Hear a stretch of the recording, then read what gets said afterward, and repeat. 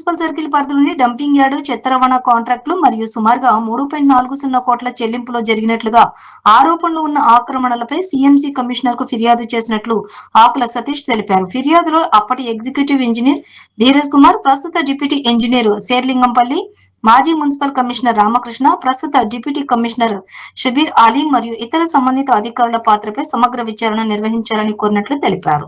అసలు contractor K Chandrasekhar కు చెల్లించాల్సిన నిధులు నకిలీ సంస్థ ద్వారా మళ్లించబడ్డాయనే ఆరోపణలపై విచారణ జరిపి 2020-25 మధ్య సివిల్ వర్క్స్ మరియు డంపింగ్ యార్డ్ చెల్లింపులన్నింటినీ పరిశీలించాలని డిమాండ్ చేశారు.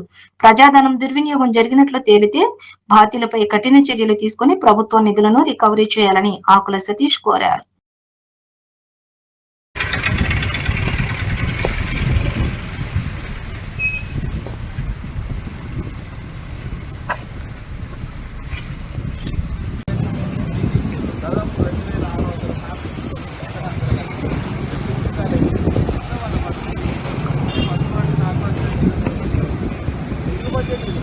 బడ్జెట్